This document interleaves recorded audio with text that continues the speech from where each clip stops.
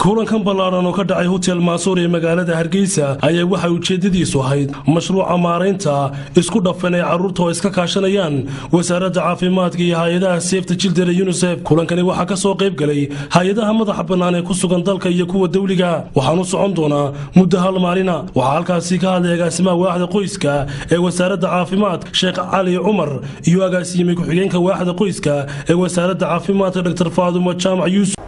maareynta isku dhafan ee cudurka carruurta la yiraahdo oo 3 qaybood ka kooban aan qaybtii saddexaad ee bulshada loo daadegayay bulshada la gaarayay aan halkan ka daafurano inagoo ka bilaabana Soomaaliland. waxaan maanta idin sheegaynaa in program cusub oo lagu talagalay bulshada iyo dadweynaha Soomaaliland gaar ahaan carruurteena ee ka yar da'da 5 sano ah lagu kalkaalinayo oo laga hortagayo xanuunyada ugu waaweyn ee dilaaga ah oo kamid yahay shubanku oo kamid yahay malaariyadu ay kamid tahayna maxaheeday nafaqa darradu iyo oofareenku oo kuwaasoon doonayno in loo soo daadego ilaa heer bulshihii iyo dadweynihii hadba hooyo ahaato amba aabahaado amba walaal ha ahaado in iyaga la tababaro sidii ugu hortagi lahaayeen xanuunyadaas oo markay arkaan calaamadahooda inay isla markaba sida ugu degdeg badan ay ugu hortagi karaan amba dhakhtarka ugu dhow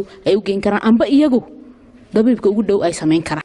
waxa kale oo halkaasi ka hadlay agaasimaha waaxda caafimaadka ee wasaaradda caafimaadka Soomaaliland Abiib Aadan Nuur waxaanu yiri haddaynu barnaamijkan hoos u eegno barnaamijkan wuxuu eegaya 4 area oo aad u waaweyn waxa kamid ah in ilmaha iyo sidii loogu daweyn lahaa pneumonia shubanka kaneecada iyo ilmaha dhashay sidii loo keergarin lahaa ama loo xanaaneyn lahaa. sidoo kale isaguna waxa halkaasi hadallo kooban ka soo jeediyay Umar Boobo ah madaxa mashaariicaha isku dhafan ee xanuunada carruurta ee bulshadu samayso. mashruucan wuxuu socon doonaa ilaa fayskiisa koowaad moojigiisa koowaad wuxuu soconayaa ilaa sanad iyo 6 bilood oo aan ugu talagalnay siyaasadii iyo curriculumkii iyo traininadii ama tababaradii shaqaalihii ama dadkii loo tababarayay mashruucan ee sameyn lahaa isla garanay wasaaradda.